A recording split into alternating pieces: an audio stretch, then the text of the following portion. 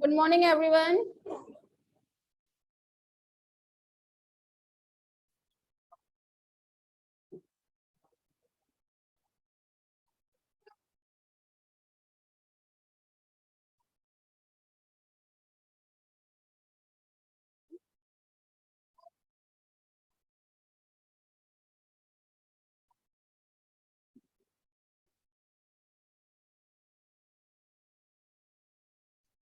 चलिए क्लास, आप लोगों को कल फिलामेंट सूत्र के बारे में बताया था, प्राइमरी एंड सेकेंडरी। कुछ लिखवाया नहीं था, है ना? तो चलिए आज लिखते हैं फिर। समझ में तो आए होंगे सूत्र, है ना? गुड। लिखे जरा आप लोग।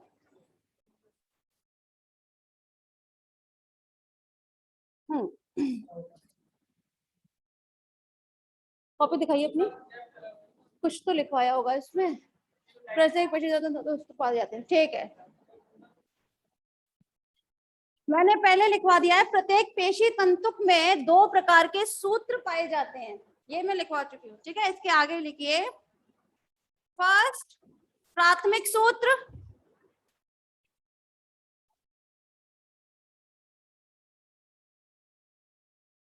प्राथमिक सूत्र, और ये हेडिंग समझ कर डैश करके लिख लीजिएगा, ठीक है। ये 1.5 म्यू लंबे, ये 1.5 म्यू लंबे तथा 100 एंगस्ट्रॉम व्यास के होते हैं।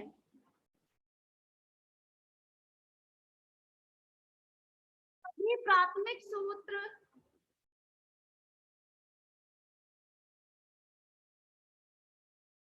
ए पट्टी के या ए बैंड के सिरे से दूसरे सिरे तक स्थित होते हैं, मतलब सिर्फ ए बैंड में पाए जाएंगे। क्लियर है?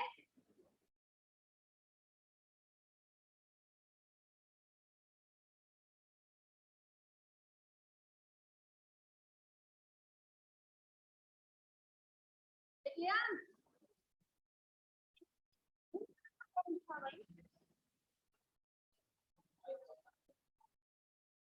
बैंड था, लाइट बैंड था। गुड, लिखें आगे।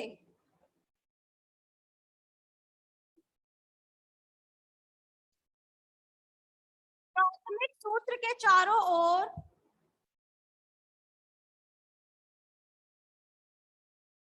प्राथमिक सूत्र के चारों ओर 6 द्वितीयक सूत्र उपस्थित होते हैं।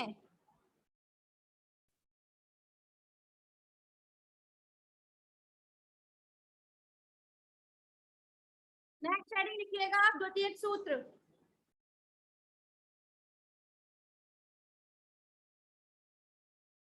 ये ये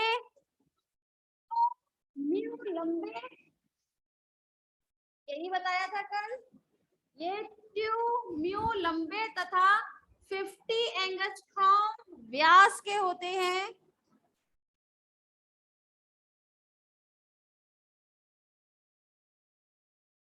द्वितीयक सूत्र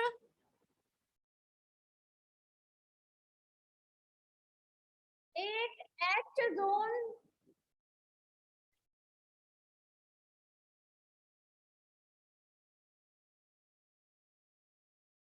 दूसरे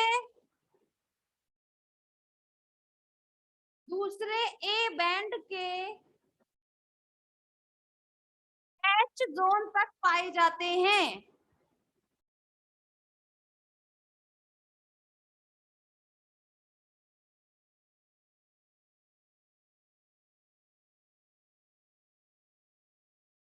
इन्हें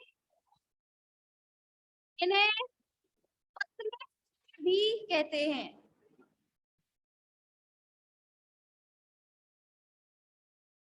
और प्राथमिक में लिख लीजिएगा मोटे सूत्र, ठीक है। कहीं पर भी लिख लीजिएगा मोटे सूत्र। पैराग्राफ चेंज कीजिएगा।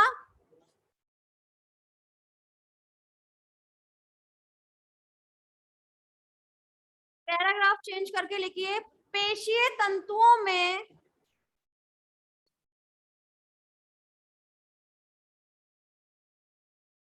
पेशीय तंतुओं में ये दोनों सूत्र, समझ में आ रही है बात?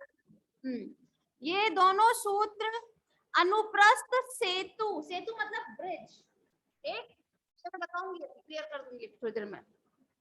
अनुप्रस्थ सेतुओं द्वारा बंधित रहते हैं, द्वारा बंधित रहते हैं। ये सेतु प्रत्येक प्राथमिक सूत्र से निकलकर, प्राथमिक सूत्र से निकलकर द्वितीयक सूत्र की ओर फैले रहते हैं, द्वितीयक सूत्र की ओर फैले रहते हैं। दो लगातार पाए जाने वाले, दो लगातार पाए जाने वाले सेतुओं के बीच की दूरी,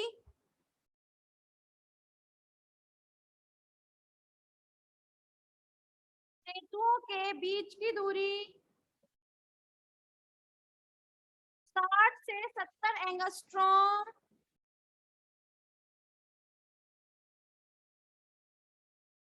60 से 70 एंगस्ट्रॉम होती है। ठीक है, अब जरा इसका मतलब समझ लें आप।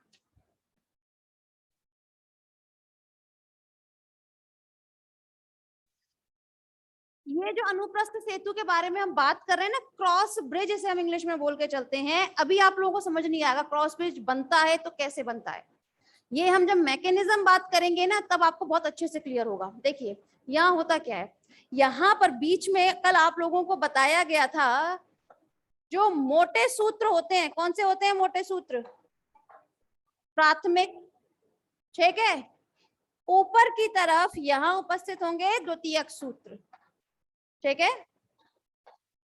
ये तो पूरे ए बैंड में होते हैं, जबकि द्वितीयक जो होंगे वो आपके ए बैंड में भी होंगे और कुछ आई बैंड में भी होते हैं, ये हमने कल बात कर ली थी, ठीक है।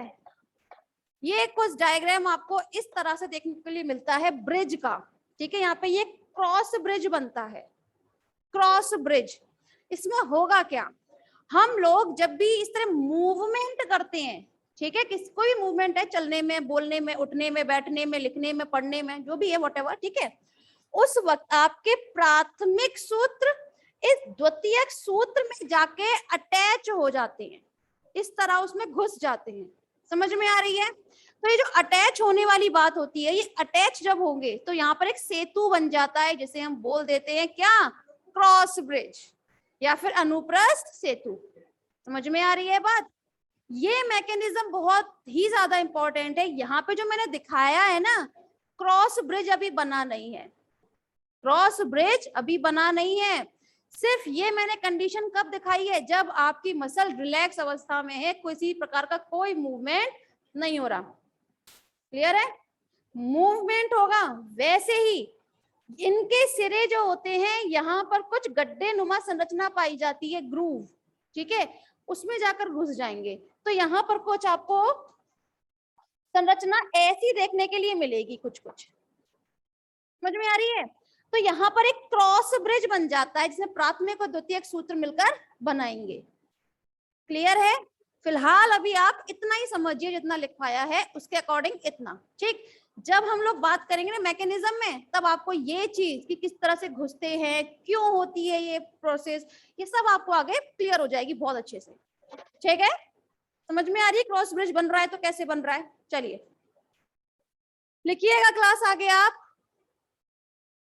रासायनिक संगठन, रासायनिक संगठन,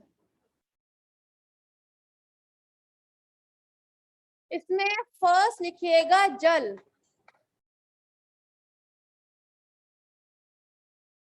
सेकेंड प्रोटीन, प्रोटीन के लिए जगह छोड़ दीजिएगा कम से कम 5 लाइन, कम से कम 5 लाइन छोड़िएगा प्रोटीन के लिए। अन्य पदार्थ, ठीक है। जब हम बात करें क्लास ये कॉम्पोजिशन के बारे में, तो ये जो आपका मसल का कॉम्पोजिशन बता रहे हैं हम, ठीक है, कंकालीय पेशी का रासायनिक संगठन कैसा होता है, उसमें जल होगा 75%, ठीक, प्रोटीन उपस्थित होती है 20% और अदर सब्सटेंसेस होंगे 5%, ठीक। जल तो समझ में आया होगा, ठीक है। जल के अलावा अगर हम बात कर रहे हैं यहाँ प्रोटीन के बारे में, तो यहाँ जो इम्पोर्टेंट प्रोटीन है वो टोटल 5 होती हैं जो इम्पोर्टेंट है, उसके अलावा भी हमारे इसमें बहुत होती हैं। इम्पोर्टेंट प्रोटीन में अगर हम बात करें तो फर्स्ट होगी मायोसिन, कल बताया था, मायोसिन प्रोटीन से मिलकर कौन सा बनता है सूत्र, प्राथमिक या द्वितीयक, प्राथमिक। अब बस देखने लग जाइए, कॉपी पलट दीजिए फटाफट से।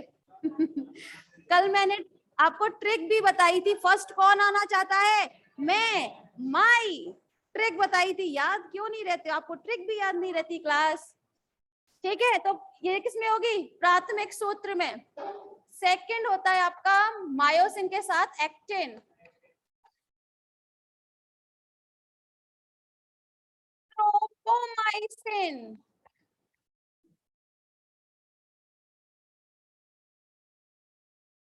ट्रोपोनिन, एक्टिनिन,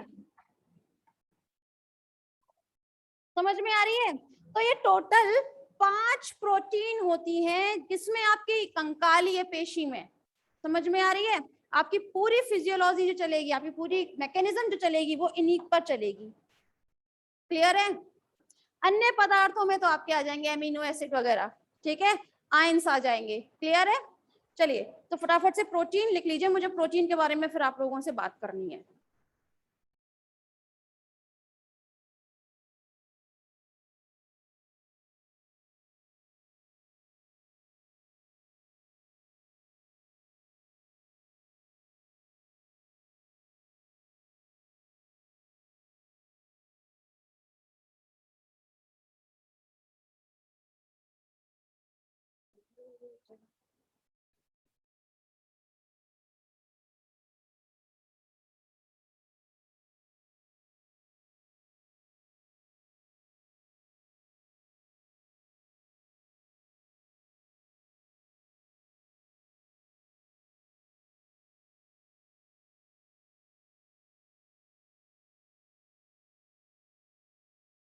हो गया, ठीक।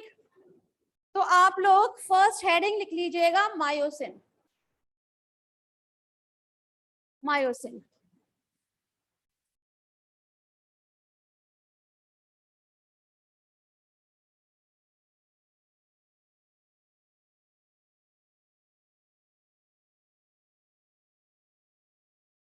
ठीक है। और जहां पर आपने सारी हेडिंग्स लिखी है ना, वहां पे एक खास बात ध्यान देने की है, जो मायोसिन प्रोटीन है, ठीक है, वो सिर्फ और सिर्फ प्राथमिक सूत्र बनाएगी, जबकि एक्टिन, ट्रोपोनिन, ट्रोपोमायोसिन ये आपका द्वितीयक सूत्र बनाती है, समझ में आ रही है बात। तो वहां पर आप लोग लिख लीजिएगा फर्स्ट, सेकेंड, सेकेंड, सेकेंड, समझ में आ रही है, इस तरह से लिख लीजिएगा, भविष्य में काम आएगा आपके, जब भी आप इसको देखेंगे तब हेडिंग के सामने लिख लीजिएगा,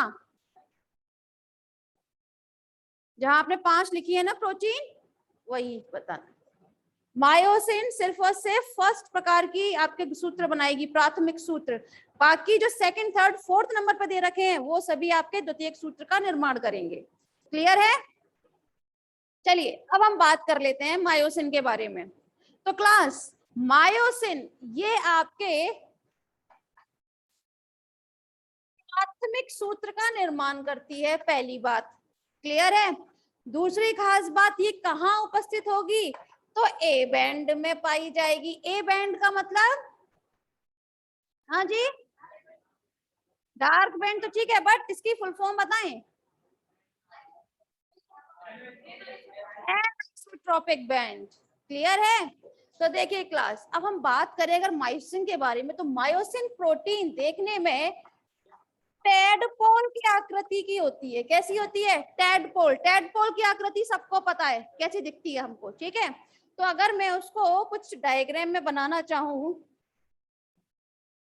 कुछ इस तरह से देखने के लिए मिलेगी हमें। क्लियर है? हाँ, समझ में आई? अगर हम इस टोटल लंबाई की बात करें तो इसकी टोटल लंबाई होती है अप्रोक्स 1500 एंगस्ट्रॉम। क्लियर है?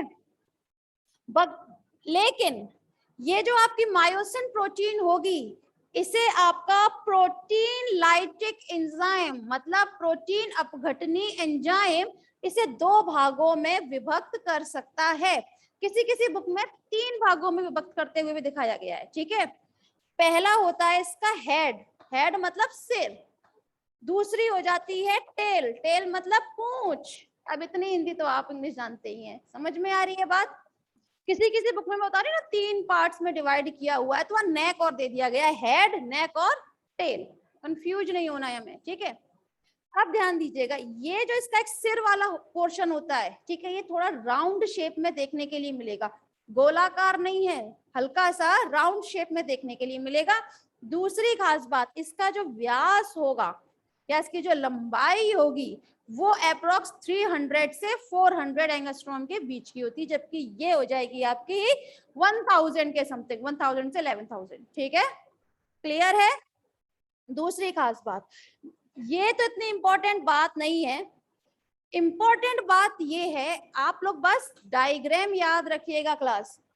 ये है आपका प्राथमिक और ये बना दिया मैंने यहाँ पर द्वितीयक, ठीक है। लेकिन चूंकि अभी हम बात कर रहे हैं इसकी, इस वाले पोर्शन की, इसको आपको याद रखना है, ठीक है। यहाँ पर ये इस आकृति का है, इसमें 2 आपके कार्य स्थल पाए जाते हैं, एक्शन साइट जिन्हें हम बोलते हैं, ठीक है। 2 कार्यात्मक स्थल पाए जाते हैं, जिसमें एक होता है आपका एटीपीएज स्थल। क्या होगा? एटीपीएज स्थल। एटीपीएज स्थल का मतलब क्या है भाई? हम कोई भी मूवमेंट अगर कर रहे हैं, किसी प्रकार चल रहे हैं, उठ रहे हैं, बैठ रहे हैं, उसमें हमें एनर्जी की जरूरत होगी। तो एनर्जी जो है वो किसके माध्यम से मिलती है हमें? एटीपी के माध्यम से। एटीपी एनर्जी जो है यहाँ पर आकर लग जाती है, चिपक जाती है, और बाद में टूट जाएगी एडीपी और साथ में एक इनऑर्गेनिक फॉस्फेट में। क्लियर है? वो जो इनऑर्गेनिक फॉस्फेट होता है वही तो हमको रिलीज करता है, एनर्जी में कौन देता है? इनऑर्गेनिक फॉस्फेट दे रहा है। समझ में आ रही है बात? यहाँ पर आकर आपका एटीपी लग जाता है। क्लियर है? समझ में आई? दूसरी खास बात, ये वाला सिरा जो होता है, एक स्थल इसका ऐसा सिरा होगा जो एक्टिन के साथ, एक्टिन प्रोटीन के साथ जुड़ जाएगा। बताया था अभी, बताया था कि उसमें वो जाकर जुड़ जाता है, क्रॉस ब्रिज बनाएगा। समझ में आ रही है बात? तो यहाँ पर 2 कार्य स्थल होते हैं, एक होगा एटीपीएस इन साइट और दूसरा होगा एक्टिन साइट या फिर एक्टिन स्थल। समझ में आ रही है बात? अब एक खास बात और समझिएगा, यहाँ पर जब ये एक्टिन के साथ जुड़ता है, ठीक है, तो एक टर्म बनाता है, एक मिश्रण बनाएगा, जिसे हम बोलते हैं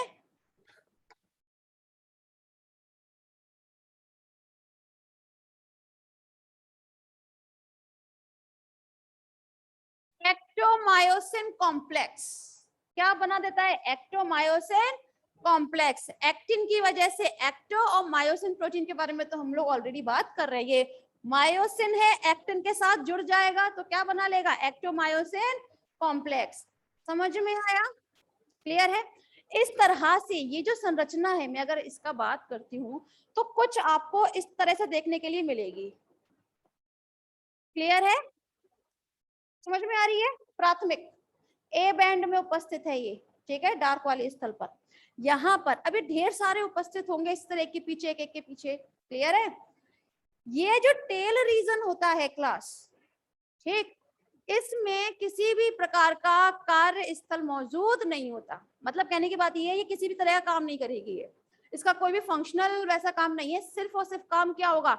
जब ये किसी का अटैच होगी या किसी का इस तरह अटैच होगी ना, जब ये द्वितीयक सूत्र के साथ, तो जब पुल होगा, भाई मैं मूवमेंट कर रही हूँ तो जाहिर सी बात है मूवमेंट के लिए क्रॉस ब्रिज बनना जरूरी है, क्रॉस ब्रिज के लिए इसका द्वितीयक सूत्र के साथ जुड़ना जरूरी है, तो उस कंडीशन में क्या हो जाएगा, ये इस तरह से खींचेगी टेल।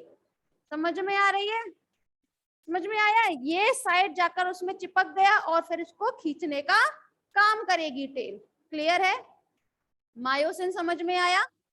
ठीक, मैंने अभी आप लोगों को एक बात बताई थी कि यहाँ पर ये जो प्रोटीन अपघटनी एंजाइम होते हैं, ये क्या करते हैं, इस मायोसिन को दो भागों में विभक्त कर देते हैं। ठीक है, जो इसका हेड वाला रीजन होता है इसे हम बोलते हैं हैवी, हैवी मतलब भारी, मैरो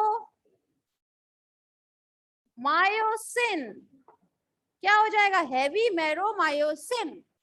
समझ में आया।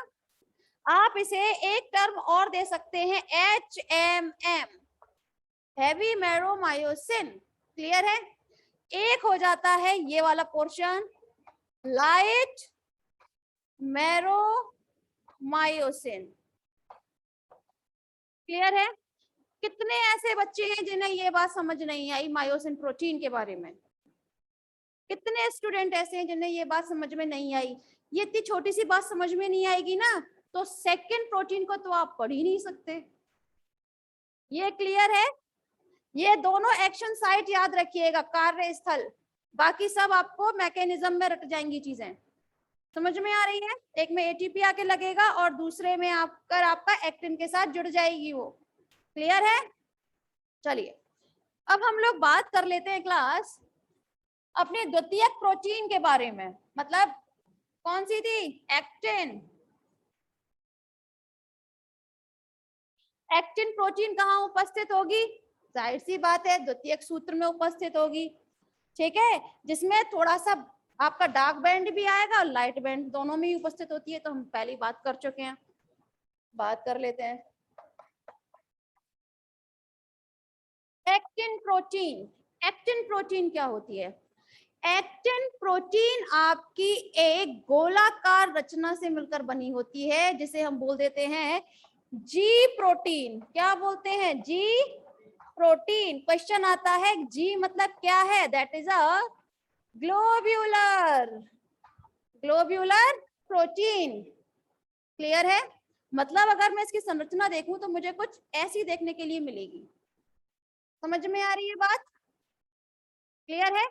लेकिन यहाँ पर ढेर सारे ये ग्लोब्यूलर प्रोटीन मैंने बना दिए एक साथ, लीजिए बना दिए। ठीक है, ये सारे ग्लोब्यूलर प्रोटीन एटीपी, हाँ जो लवण होते हैं आपके, लवण होते हैं, लवण भी ऐसे ही नहीं होते हैं छोटे मोटे NaCl वाला लवण नहीं है। यहाँ पर जो लवण काम करेगा वो पॉलीमराइजेशन वाला लवण काम करेगा, मतलब इसका बहुलीकरण वाले जो होते हैं। ठीक है, जो क्या करेंगे, इन ग्लोबुलर प्रोटीन को एक साथ ले आएंगे इस तरह से, इस तरह से ये सभी एक दूसरे से चिपक जाते हैं ग्लोबुलर प्रोटीन। क्लियर है, किस किस की मदद से, एक तो एटीपी की उपस्थिति में, साथ में जो बहुलीकरण लवण उपस्थित होते हैं, इन दोनों की उपस्थिति में सारे ग्लोबुलर प्रोटीन एक दूसरे से चिपक गए। क्लियर है, अब ये दोनों जो जिस अवस्था में मौजूद होते हैं क्लास, वो जैसे मैंने बहुत सिंपल बना दिया है ना, ऐसे ऐसे नहीं होते।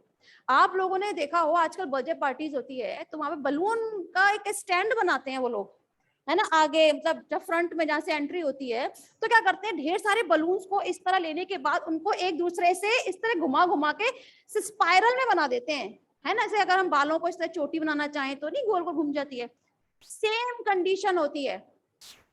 इससे अगर मैं दोनों को इस तरह से घुमा दूं तो मुझे जो संरचना देखने के लिए मिलेगी वो कुछ कुछ ऐसी होगी, जैसे हम DNA हेलिक्स पढ़ते हैं,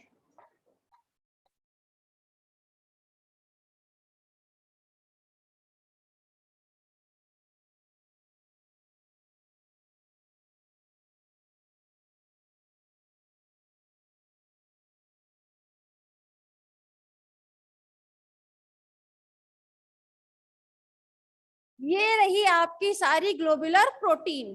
ठीक है, जो यहाँ पर क्या कर चुकी है, बहुलीकरण कर चुकी है। क्लियर है, किसकी उपस्थिति में? एटीपी और लवण की उपस्थिति में। समझ में आया? अब क्लास ये जो बहुलीकरण कर जाती है ना, अब ये जी प्रोटीन नहीं रह जाती हैं, इन्हें हम बोल देते हैं दीज आर एफ प्रोटीन। ठीक है, क्या बोल देते हैं? F protein. क्वेश्चन आता है एफ क्या है? This is the fibrous protein. समझ में आ रहा है? क्लियर है? Fibrous protein. कितने बच्चों को समझ नहीं आया एफ प्रोटीन क्या होता है और जी प्रोटीन क्या होता है? क्लियर है सभी स्टूडेंट्स को? अगर मैं इसे एक लीनियर उसमें देखना चाहूं इक्वेशन में, तो किस तरह देखूंगी? जी प्रोटीन प्लस एटीपी की प्रेजेंस में प्लस लवण। लवण कौन से होंगे? बहुलीकरण। उल्टे हाथ से लिखने में राइटिंग भी अच्छी नहीं आ रही है।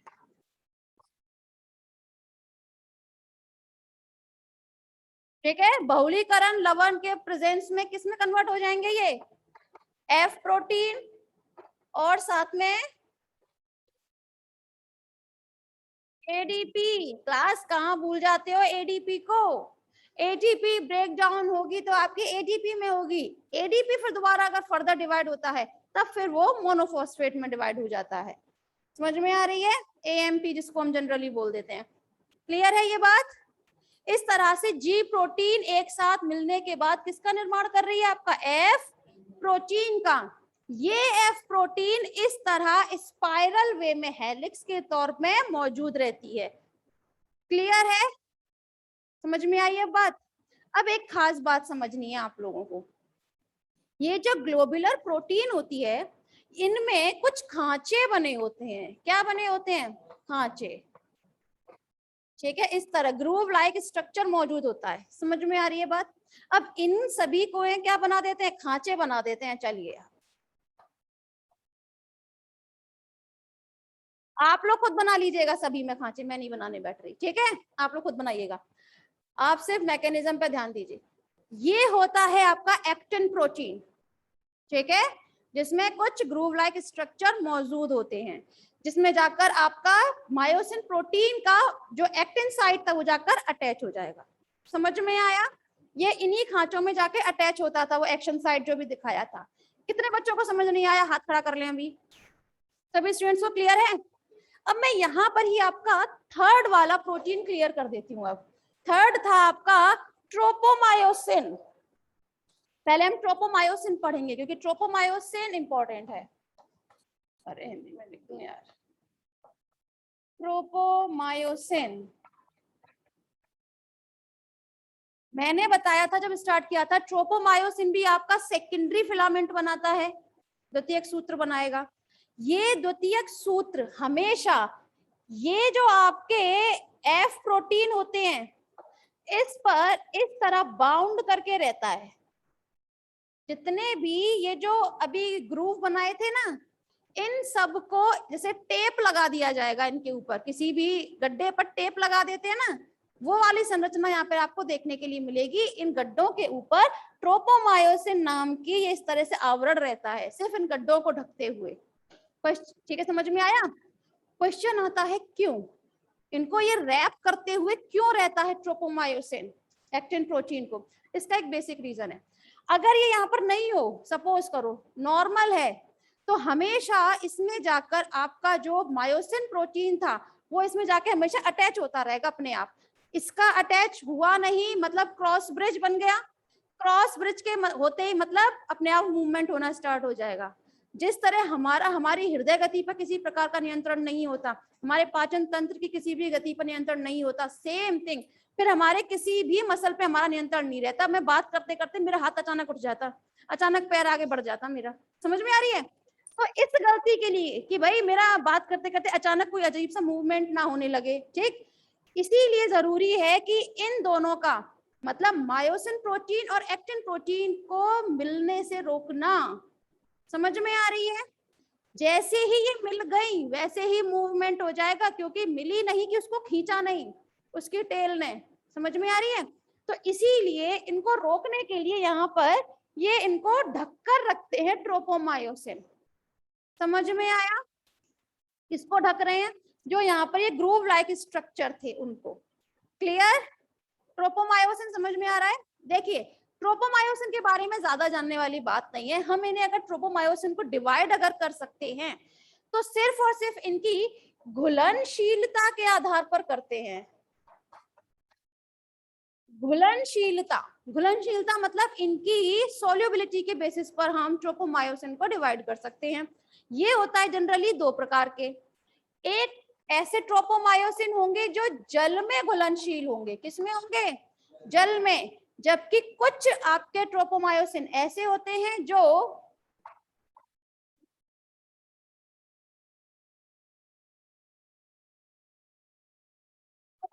सल्फेट में भी घुलनशील होते हैं।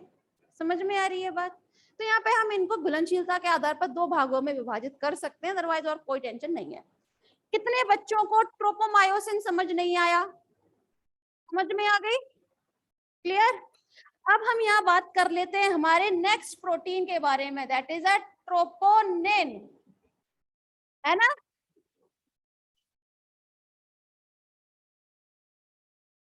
ट्रोपोनिन प्रोटीन क्या होती है यही समझ लीजिएगा। ट्रोपोनिन प्रोटीन आपकी ट्रोपोमायोसिन के साथ अटैच रहती है। किसके साथ अटैच रहती है? ट्रोपोमायोसिन के साथ, वो भी हर 400 एंगस्ट्रॉम दूरी पर। 400 एंगस्ट्रॉम दूरी पर ये, अब यहाँ से 400 एंगस्ट्रॉम दूरी यहाँ होगी तो यहाँ पर जाकर आपका ट्रोपोनिन अटैच हो गया। समझ में आ गया? यहाँ से फिर 400 एंगस्ट्रॉम की दूरी पर ये आपका जाकर अटैच हो गया, फिर यहाँ पर जाकर अटैच हो जाएगा ये। कितने बच्चों को ये समझ नहीं आ रहा है ट्रोपोनिन? बताएं जरा। ट्रोपोनिन के बारे में बस इतना ही समझिएगा। मैंने कहा था ये सब द्वितीयक सूत्र बना रहे हैं, द्वितीयक सूत्र में ही बताया है मैंने, ये कहीं पर कोई द्वार रफ नहीं किया है, यहीं बताते जा रही हूँ। ठीक है? तो ट्रोपोनिन ट्रोपोमायोसिन की हर 400 एंगस्ट्रॉम दूरी पर इस तरह से चिपका हुआ रहता है, संलग्न रहता है, उससे लिंक्ड रहेगा। समझ में आया? बंधित रहेगा। क्लियर है? अब सुनिए आप लोग, प्रॉपर वे में बैठ जाएं। यहाँ पर अब होता क्या है क्लास, मैंने जब आप लोगों का ये मसल का स्टार्ट किया था तो उस वक्त मैंने कुछ टर्म्स आप लोगों के सामने डिस्कस किए थे, जिसमें फर्स्ट था सार्कोलेमा, सार्कोप्लाज्मिक रेटिकुलम बताया था। तो वहां मैंने कहा था ये ER जो है आपका सार्कोप्लाज्मिक रेटिकुलम, वो क्या करता है? एक इंपॉर्टेंट रोल प्ले करेगा। कैसे? उसमें कैल्शियम आयन उपस्थित होते हैं, यही बताया था। तो एक्चुअली ट्रोपोनिन का जो मेन फंक्शन आता है वो इसी से रिलेटेड होता है, सार्कोप्लाज्मिक रेटिकुलम के साथ। कैसे? मुझे मूवमेंट करना है, हम मैकेनिज्म में पढ़ेंगे हालांकि दोबारा से, मुझे मूवमेंट अगर करना है, मेरी इच्छानुसार चल रहा है, ठीक है, तो उस वक्त SR में से, सार्कोप्लाज्मिक रेटिकुलम में से कैल्शियम आयन जो है वो तुरंत रिलीज हो जाएंगे। समझ में आया? रिलीज होते ही ये जो ट्रोपोनिन होता है, ट्रोपोनिन एक्चुअली मैंने सिंगल स्टेट में बनाया है, ये आपके 2 या 3 स्टेट में इस तरह बाइंड रहते हैं। समझ में आ रही है? इस तरह हमेशा 3-3 के जोड़े में उपस्थित रहेंगी ट्रोपोनिन। ठीक है? इनके एक्चुअली हम 3 टर्म्स हम लोग जनरली जानते हैं जो आपकी बुक में नहीं दिया हुआ है, तो हम लोग ज्यादा डिस्कस उसमें नहीं जाएंगे डिटेल में। यहाँ पर ट्रोपोनिन बनाया हुआ है, तो ट्रोपोनिन सी, कौन सा? ट्रोपोनिन सी। एक होता है ट्रोपोनिन I, मतलब ट्रोपोनिन इनहिबिट करेगा, जो किसी भी चीज को रोकेगा, प्रतिरोध करेगा। ठीक है? वो हमें नहीं जाना है, उसमें हमें से बात करनी है ट्रोपोनिन सी के बारे में, मैकेनिज्म पढ़ रहे हैं। यहाँ से जितने भी कैल्शियम आयन आपके रिलीज हुए थे सार्कोप्लाज्मिक रेटिकुलम में से, वो जाकर आपके ट्रोपोनिन सी के साथ, सी मतलब कैल्शियम मान लें आप, क्लियर है? ट्रोपोनिन सी के साथ जाकर जुड़ जाएंगे। लीजिए ये स्टार से मैंने शो किया है आपका कैल्शियम आयन। समझ में आया? कब जुड़ेगा? कब? मैंने बताया जब मुझे अपना मूवमेंट करना है उस दौरान। ठीक है? मूवमेंट के दौरान कैल्शियम आयन निकले, कैल्शियम आयन के निकलते ही किससे जाकर जुड़ जाएगा? वो आपके ट्रोपोनिन सी के साथ। ट्रोपोनिन सी के साथ भाई किसी भी तरह के मूवमेंट के लिए जरूरी है आपके ये वाला हेड जो था, वो यहाँ के ग्लोबुलर प्रोटीन के इन ग्रूव में जाके अटैच हो जाए। किसी भी मूवमेंट के लिए जरूरी है ये बात, और अटैच होने के लिए जरूरी है इस ट्रोपोमायोसिन का हटना। जब तक ट्रोपोमायोसिन नहीं हटेगा आपका ये बाइंड नहीं करेगा। समझ में आ रही है? जुड़ेगा नहीं। क्लियर है? तो जुड़ने के लिए जरूरी है इसको यहाँ से पकड़कर हटाया जाए, यहाँ से पकड़कर इसको लाइन को ट्रोपोमायोसिन को हटा दिया जाए। क्लियर है? तो हटाने का काम जो करता है वो करेगा कैल्शियम आयन। कैसे करा उसने? यहाँ से रिलीज हुए, ट्रोपोनिन के साथ अटैच हो गए, ट्रोपोनिन के साथ अटैच होते ही ट्रोपोनिन को पकड़कर खींच लेते हैं। समझ में आया? इसके साथ बाइंड करने के बाद, बंद करने के बाद, लिंक्ड रहने के बाद इसको पकड़कर खींच लेते हैं। पर ये क्या करते हैं, ट्रोपोनिन सी अकेला नहीं जाएगा, जाएगा तो अपने फ्रेंड को भी साथ में लेके जाएगा। हम फेल होंगे तो हम अकेले थोड़ी ना होंगे, फ्रेंड को भी साथ में लेके फेल होंगे हम। तो ये हटेगा अकेला नहीं, अपने फ्रेंड को भी लेके साथ में जाएगा, मतलब ट्रोपोमायोसिन को भी साथ में ले जाएगा। समझ में आया? कैल्शियम आयन किसके साथ जुड़ा? ट्रोपोनिन सी के साथ। ट्रोपोनिन सी ने फिर साथ में ट्रोपोमायोसिन को भी पकड़कर खींच लिया, हटा दिया उसको। ट्रोपोमायोसिन के हटते ही यहाँ पर अब ग्रूव हमें दिखने लगेंगे। समझ में आ रही है? अब ये क्या हुआ, ग्रूव जो थे अब ये ओपन हो गए हमारे। क्लियर है? ओपन होते ही यहाँ पर जो इसका सिर था, हेड वाला रीजन जो था, इसके हेड वाले रीजन के एक्टिन साइट वाला रीजन जो था, एक्टिन स्थल, वो जाकर इसमें जाकर जुड़ जाएगा। समझ में आ रही है? उसमें जाके कनेक्ट कर जाएगा। कनेक्ट होते ही क्या होगा, ये मसल इसको पकड़कर खींच लेगी। जैसे यहाँ पर मैं ग्रूव बना दूं और यहाँ पर ये जाके अटैच हो गया, तो देखिए पहली बात तो यहाँ पर शो हो गया आपको क्या चीज, क्रॉस ब्रिज। ठीक है, क्रॉस ब्रिज शो होते ही क्या होगा, अब ये पकड़कर इसको मूव कराएगा। मूवमेंट के लिए जरूरी है प्राइमरी और सेकेंडरी फिलामेंट का एक साथ मूव होना। समझ में आई बात? क्लियर है? तो इस तरह से आपका ट्रोपोनिन, ट्रोपोमायोसिन, एक्टिन प्रोटीन एक साथ काम करते हैं। कितने बच्चों को प्रोटीन नहीं समझ में आ रही है, बताएं अब। है जी? कैल्शियम आयन जो है वो ट्रोपोनिन के साथ अटैच होगा और ट्रोपोनिन फिर उसको भी हटा देगा। हाँ हाँ, क्रॉस ब्रिज बन गया, फिर हो गई। वही तो हम चाहते हैं, वही तो हम चाहते हैं। मैं चाहती हूँ मैं मेरा हाथ इस तरह खड़ा करूं, तो कब होगा, जब क्रॉस ब्रिज बनेगा। क्रॉस ब्रिज बनने के लिए जरूरी है ट्रोपोमायोसिन हटे। इस वक्त मैंने हाथ अगर ऊपर नीचे कर रही हूँ ना, इट मीन्स यहाँ पर अभी मेरा क्रॉस ब्रिज बन रहे हैं, ट्रोपोमायोसिन हट रहे हैं इस वक्त। क्लियर है? यहाँ पे जाकर आपका अटैच हो रहा है तो क्या क्या चीज, एक्टिन और मायोसिन। समझ में आ रही है बात? अब क्लियर हो गई ये चीजें। तो ये होते हैं आपके प्रोटीन। क्लियर है? सभी स्टूडेंट्स को समझ में आया? ठीक, अभी तो ये इसकी मैकेनिज्म नहीं है क्लास, मैकेनिज्म तो और है इसकी आगे। क्लियर? अच्छा, एक फिफ्थ प्रोटीन और रह जाती है आप लोगों की, एक्टिनिन प्रोटीन लिखवाया है मैंने, है ना। एक्टिनिन प्रोटीन में जाने की बहुत ज्यादा जरूरत नहीं है। ऐसे माने आप कि जो एक्टिनिन प्रोटीन होती है वो जेड लाइन पर उपस्थित होती है, बस। ठीक है, जेड लाइन पर उपस्थित होती है।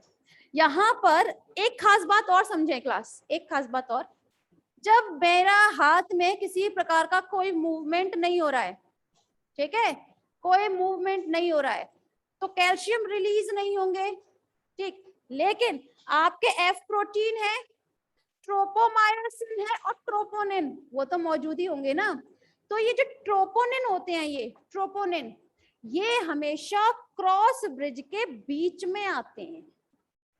कहाँ आते हैं? बीच में, जिससे वो एक दूसरे के साथ अटैच नहीं हो पाते। अटैच तो हालांकि ट्रोपोमायोसिन की वजह से भी नहीं हो पाते, लेकिन ये हमेशा उस वक्त बीच में रहते हैं। क्लियर है? समझ में आया?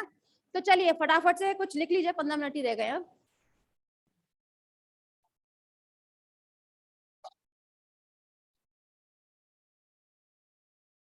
मायोसिन लिखवाया था ना, हाँ उसी में लिखिएगा आप।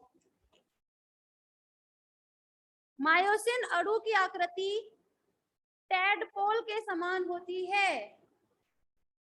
और क्लास टेडपोल वाला डायग्राम जरूर बना लेना। टेडपोल वाला मैंने रफ कर दिया हालांकि, पर बना सकते हो ना अपने आप।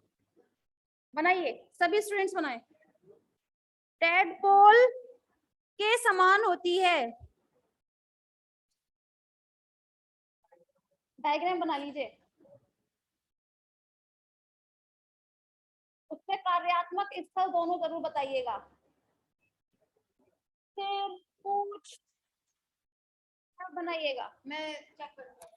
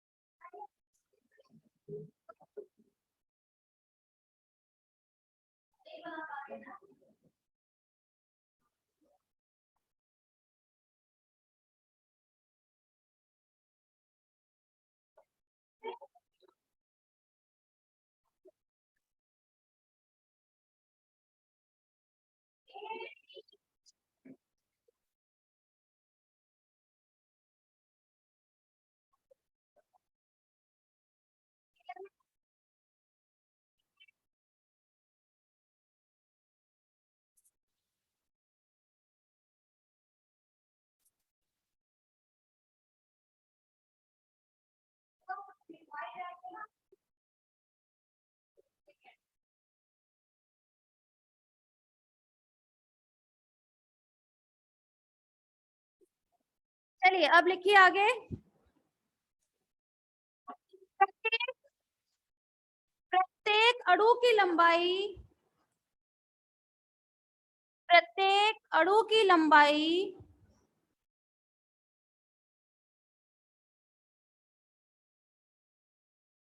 1500 एंगस्ट्रॉम, 1500 एंगस्ट्रॉम तथा व्यास 20 से 40 एंगस्ट्रॉम होता है। 40। मायोसिन अणु को प्रोटीन अपघटनीय एंजाइम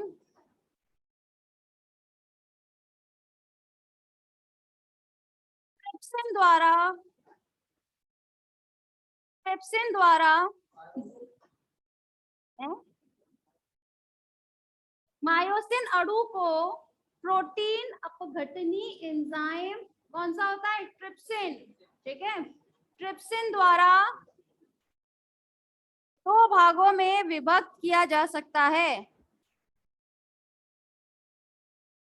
एक भाग भारी मैरोमायोसिन, और ब्रैकेट में लिख लीजिएगा HMM,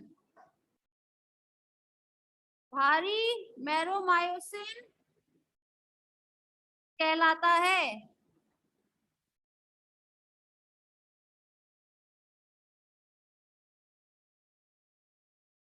इस भाग में दो कार्यात्मक स्थल पाए जाते हैं। कार्य कार्यात्मक लिखिए, क्रियात्मक लिख लीजिएगा, फंक्शनल साइट है मतलब। दो कार्यात्मक स्थल पाए जाते हैं।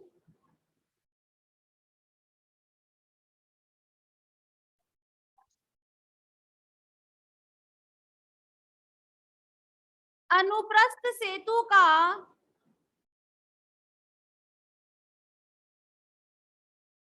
दूरस्थ भाग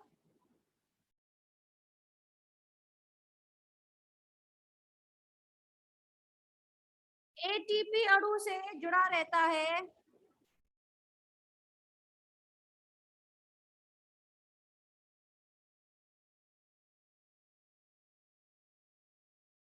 तथा एक्टिन के साथ बंधुता दर्शाता है। तथा एक्टिन के साथ बंधुता दर्शाता है।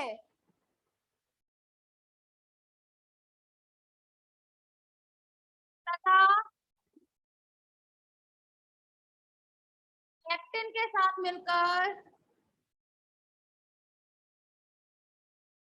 तथा एक्टिन के साथ मिलकर एक्टोमायोसिन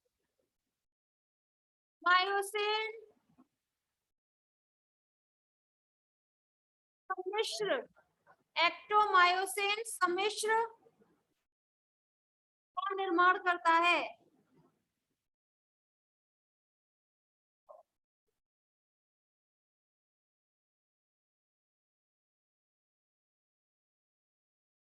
अनुप्रस्थ सेतु का समीपस्थ भाग अनुप्रस्थ सेतु मतलब क्रॉस ब्रिज के बारे में बात चल रही है। समीपस्थ भाग एटीपीएस एंजाइम का एटीपीएस एंजाइम का क्रियात्मक स्थल होता है।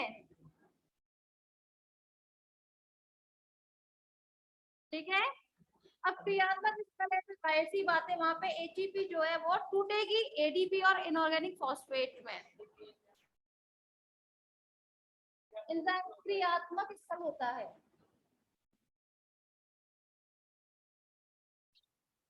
आगे लिखिए इसमें मायोसिन का दूसरा भाग हल्का मैरोमायोसिन कहलाता है। लाइट मैरोमायोसिन।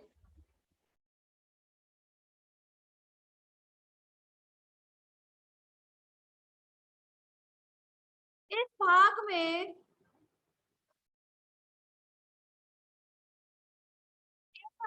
में भारी मैरोमायोसिन के गुण अनुपस्थित होते हैं।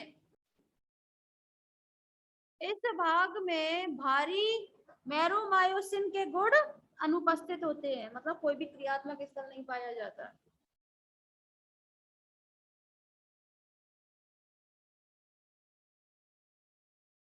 नेक्स्ट हेडिंग लिखिएगा एक्टिन।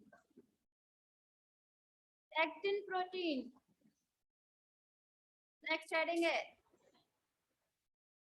Actin protein.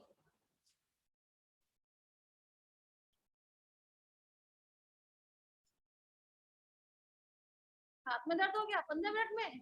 अभी तो 15 मिनट भी नहीं हुए, 5 मिनट हुए मुझे बोलते हुए। देखिए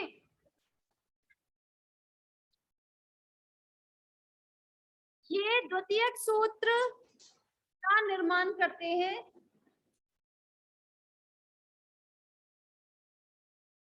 ये द्वितीयक सूत्र का निर्माण करते हैं।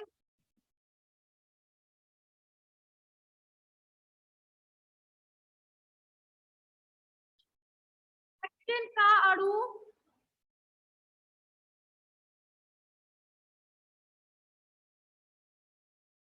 एक्टिन का अणु एक गोलाकार जी प्रोटीन के रूप में होता है। जी प्रोटीन और लिख लेना वहां पर, भूल जाएंगे वरना। Globular protein.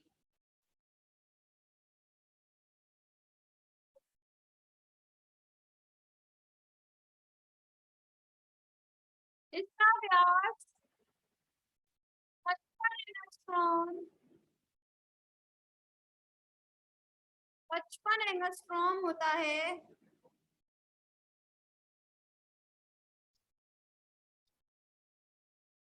यह यह प्रोटीन कैल्शियम के प्रति बंधुता दर्शाती है। इसी पे तो आके आपका कैल्शियम लगता है, इसीलिए।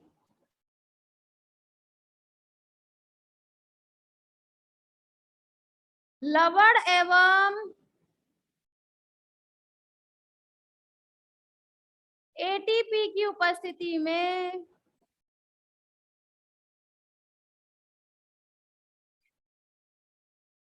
जी एक्टिन के अणु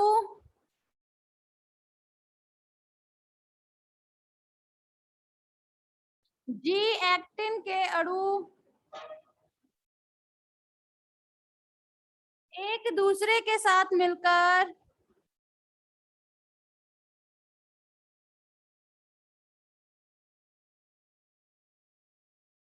एफ एक्टिन का निर्माण करते हैं। एक्टिन कहा जाए या प्रोटीन, बात एक ही है, क्योंकि ये भी प्रोटीन के ही बने हैं आपके। ठीक है, एफ एक्टिन का निर्माण करते हैं।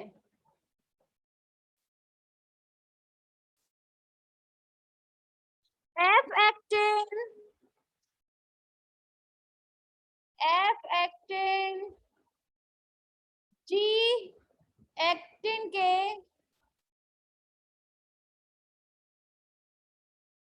जी एक्टिन का ऐसे लिख लीजिए, जी एक्टिन का उच्च बहुलक है। उच्च बहुलक है, समझ में आ गया होगा, होप सो, है ना। तो चलिए फटाफट से वाली वो लिख लीजिए question. G protein plus ATP बहुलीकरण लवण एफ प्रोटीन प्लस एडीपी। देखिए तुम्हारे चक्कर में टेढ़े मेढ़े होता है, उस हाथ से लिखो तो।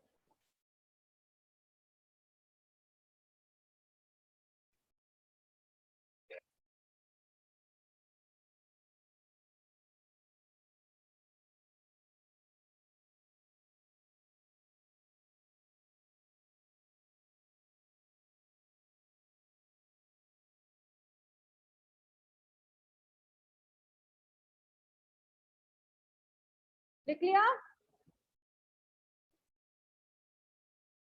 आगे लिखिए। एफ एक्टिन एफ एक्टिन में दो लंबी श्रृंखलाएं होती हैं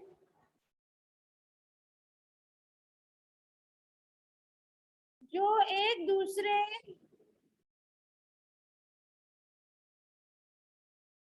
जो एक दूसरे को चारों ओर लिपट कर हेलिक्स बनाती हैं।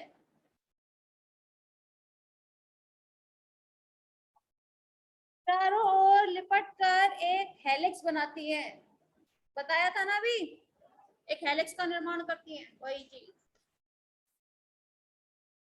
नेक्स्ट हेडिंग,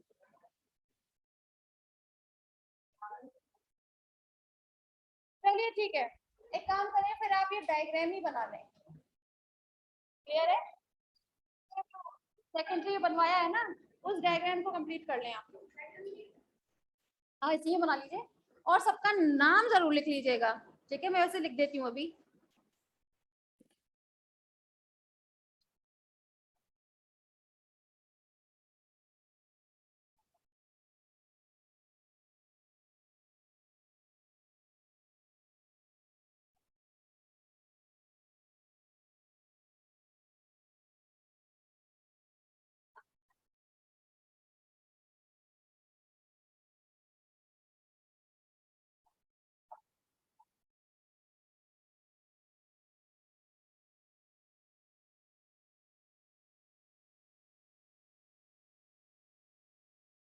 ठीक है,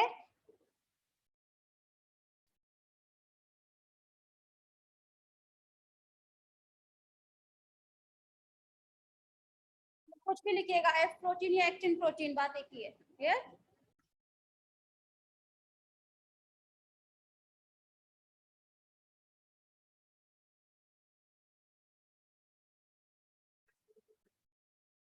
चलिए क्लास, फिर आज के लिए सिर्फ इतना ही।